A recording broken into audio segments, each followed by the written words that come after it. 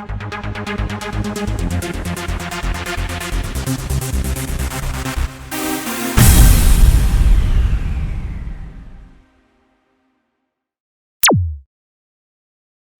everybody and welcome back to the channel. This is a video that gives me a great deal of pleasure to make because I get to mark off another item from my bucket list. And this was a lifelong dream.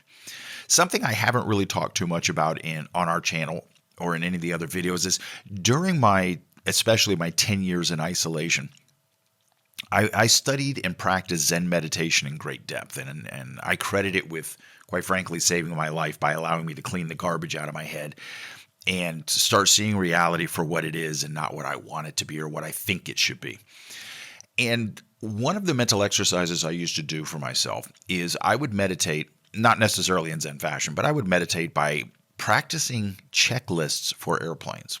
It was, I don't know, something I enjoyed doing. I have always been fascinated with the technical aspects of flight from the flight deck inside. And I took my first flight when I was 13 in a Cessna. My dad paid for me to go do one of those exploration flights, exploratory flights, explore flight, whatever it was, discovery flights, whatever. I was 13 years old in a small airport near Miami, and man, I was hooked. I was hooked. And I wanted to be a professional pilot. And unfortunately, I was talked out of it. I was told that I should have been a doctor. I should not waste my time on being a pilot. I could make more money as a doctor or whatever. Not really what I wanted to do with my life. And then, of course, prison intervened, and my life went off the rails for quite a few years. Well, okay, to be honest, a few decades. And I never lost my fascination with flying. Even in prison, in the later years when I was getting ready to be released, and they allowed me with escorts to walk on the recreation yard, I used to watch the airplanes flying overhead. Loved it. Have always loved it. Been fascinated by it. When I got out of prison, I tried to get my license. I was actually very interested in learning to fly. And I knew I could not get into a school, but I did find a retired Air Force instructor who was willing to teach me to fly, because you don't necessarily have to go to a school in the United States. You just have to pass the tests.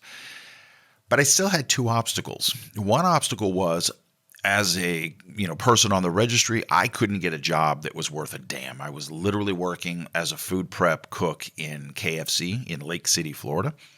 And I was never going to earn enough money to get my license. The second obstacle was that the FAA, the Federal Aviation Administration, requires as part of someone's medical evaluation to prove that they have good moral character. Okay, well, I'm convicted of a sex-related offense. I was in prison for 22 years. I escaped from prison in a helicopter. So it was very, very, very unlikely that I was going to get my license in the United States. Once I got to Germany, the first 2 years I was going through the human rights process. I was trying to fight for my right to stay in Germany and not go back to the United States. And I eventually moved to a lovely apartment in a lovely town near Stuttgart. I'm outside of the city of Stuttgart, but it's a lovely town nearby. And at the top of the mountain where my town is a grass airstrip carved right out of the top of the mountain. And it's, oh my God, it's beautiful. If I can find some pictures on my phone, I'll put them up on the screen right now. And they fly a bunch of gliders and a few motor planes. And I went up there one day, not speaking much German at all, and I said, I want to learn to fly. I would like to do that. And I signed up, and it was nowhere near as expensive as I thought it was going to be, but it didn't matter because I ended up getting a good job in Germany. So the money really wasn't an issue. And I started going, through the motions of going, becoming a student, learning to fly. And I suddenly got kicked out of the club. And I did make a video about this. And someone in the club had found out that I was in prison, and they were really concerned. And the club didn't know what to do with someone with such serious charges, so they kicked me out in an abundance of caution. However, I appealed, and I asked if I could sit down with them and share with them the rest of the story. And to my surprise, the president, vice president, and the chief flight instructor of the club allowed me to sit down with them in the clubhouse and present all of my documents from the German court, which laid out all the details, both for me and against me. And I said, look, this is my situation. And I did not come to this club for the purpose of trying to find new victims or to, push a political agenda. All I'm here to do is to learn to fly. And that's what I wanted to do. And they reversed themselves. They chose to believe in me, and they allowed me to continue my training.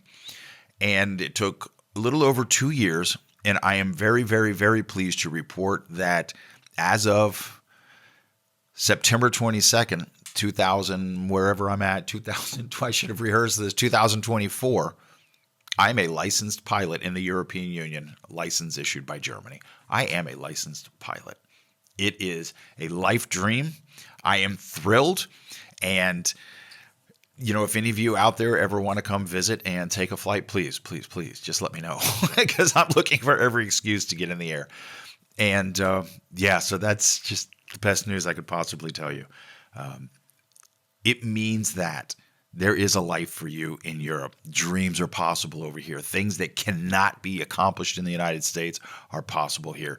Question is, how much are you willing to risk? How much effort are you willing to put into it? Because I was not happy with my situation. I did something about it, and I love my life. I love my life. And I wish the same for you. If you're not happy with your situation, do something about it because your dreams are waiting. They're waiting here. It's on you. What do you want to do with it? Until next time, my friends, I hope you're sharing my joy. Take care of yourselves. Cheers.